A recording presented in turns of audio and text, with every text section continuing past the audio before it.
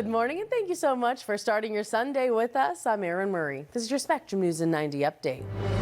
Florida lawmakers will not return to the Capitol on Monday. Leaders in both the House and the Senate sent memos to their members telling them not to come back until after Memorial Day now. That's because both chambers are still divided on the state budget. House representatives, well, they want to see cuts to the sales tax rate in the budget, while the governor wants to lower property taxes. Lawmakers are supposed to pass the budget before the new fiscal year, which starts on July 1st. If that doesn't happen, though, there could be a government shutdown. And Pasco County is hosting 2 meetings this week to discuss the spending plan for more than $500 million in federal hurricane relief.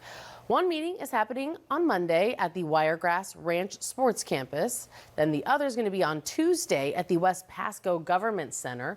The money is going to be used for recovery projects and to strengthen infrastructure. You can see that full action plan and even make comments online as well. Time now 8:02, and today we want to check in on Florida's real estate market, specifically here in Tampa Bay. And that's because we found recent data from the Florida Realtors Association that shows there's been a bit of a shakeup as of late. Right now there's currently more inventory, meaning more homes for sale, but fewer motivated buyers. Now our Amber Gerard, she's joining me here live in studio to break this down a bit more. Good morning, Amber. Good morning. You spoke with a real estate agent who says now this is a bit misleading in that increased inventory isn't exactly a bad thing. So why is that? Exactly. So according to the reports, compared to pre-pandemic years, the number of homes on the market has gone up.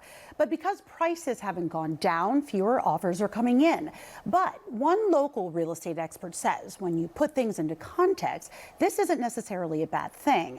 Melanie Atkinson is an agent with Compass Realty. She says to get an accurate picture of the housing market, you can't compare home prices today to those before COVID. The same goes for inventory. During the pandemic, she says, there was a huge influx of people that relocated to Florida, but there were just a little over 4,000 houses on the market.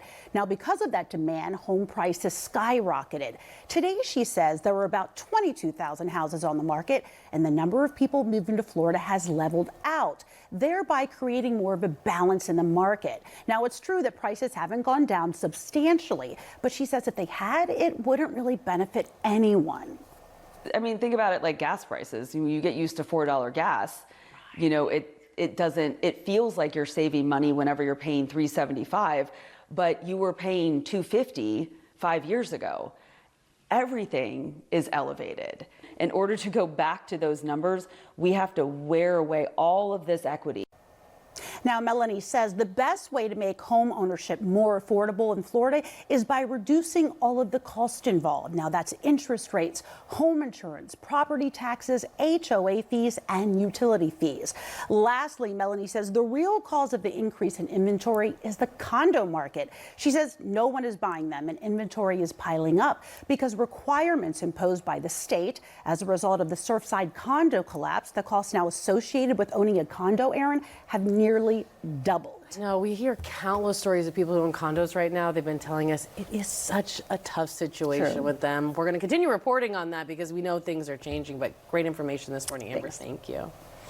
All right, now you heard Amber talk about those condo prices. I want to mention during the legislative session, lawmakers did change how condo associations can pay for repairs. If that bill is signed by the governor, it would take effect on July 1st.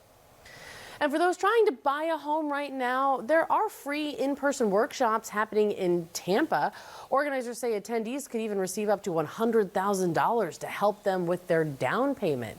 Now, this is hosted by Real Estate Education and Community Housing Incorporated. They're commonly called REACH. These sessions are approved by the Department of Housing and Urban Development. And the next REACH workshop, that's going to be happening on May 31st.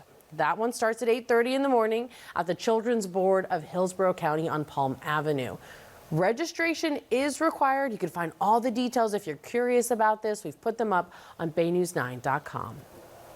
And time now 8:05, and we want to tell you about a group in Ybor City. Residents there, they're working right now to fix up and fill vacant properties in their neighborhood. They say they're tired of the blight caused by abandoned homes, by trash, some potential illegal activity, and they feel all of that in combination, it's leading to lower property values. So The vice president of the Ybor City Neighborhood Association says they have started a new initiative aimed at transforming vacant areas into vibrant spaces. Spectrum News 9's Fadia Patterson shares their story. Good afternoon. I'm Jeff Butera here now with your Spectrum News in 90 update. These are your headlines across Tampa Bay. St. Pete Mayor Ken Welch is giving reporters a tour today of the Northeast Water Reclamation Facility. The facility went offline during Hurricanes Helene and Milton, leaving residents without water for days.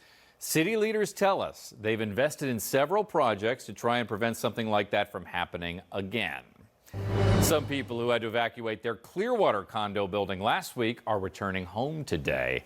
The problem started when a construction crew found a 2-foot crack in a support beam at the South Beach 3 condo building on Sand Key.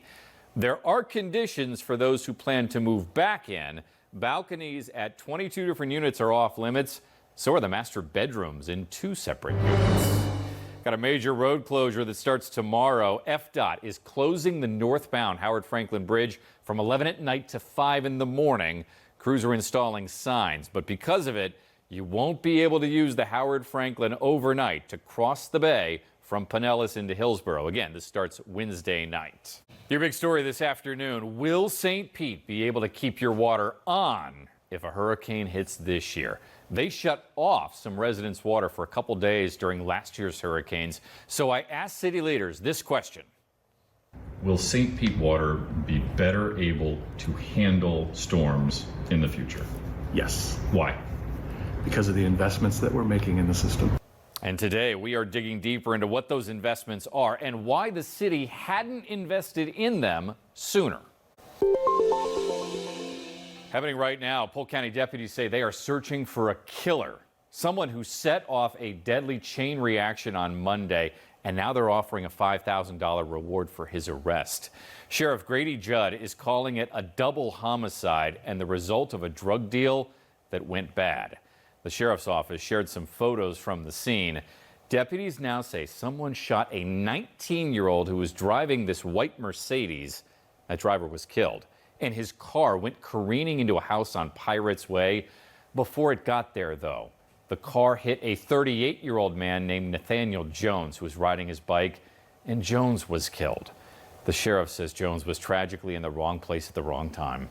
Deputies say they found marijuana and cash inside the Mercedes, and they are looking for that shooter.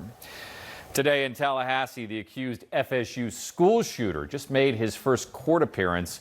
20-year-old Phoenix Eichner is now officially facing 2 counts of first-degree murder and 7 counts of attempted first-degree murder. A judge today also denied him bond and told him no contact with witnesses, victims, or their families. Doctors released Eichner from the hospital on Monday. You may have noticed in the first piece of video we showed, his jaw is very swollen. There it is again. You see the jaw is swollen. That's because FSU campus police shot him in the jaw. That's why he's been in the hospital. Now he's out and facing charges. By the way, he's also the stepson of a Leon County Sheriff's deputy.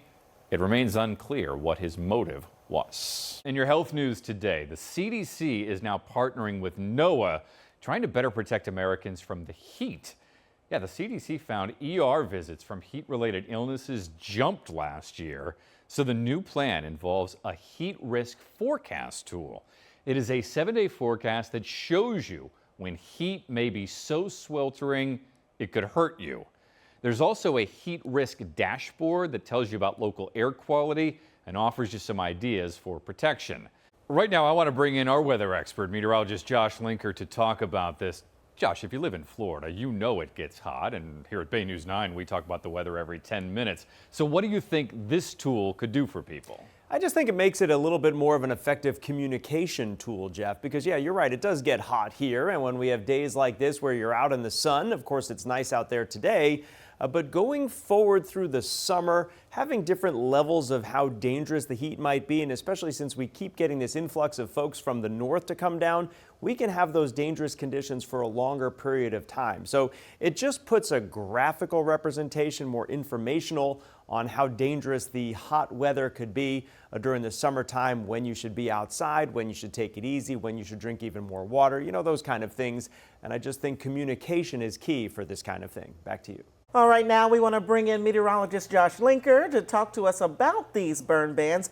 And Josh, a lot of people are happy that the humidity is not here, but it's not good when it comes to the wildfires. Yeah, that's true. So this is the time of year, Dahlia, where we normally have the concern for fires. It's very dry. We don't get a lot of rain in April. May is also very dry.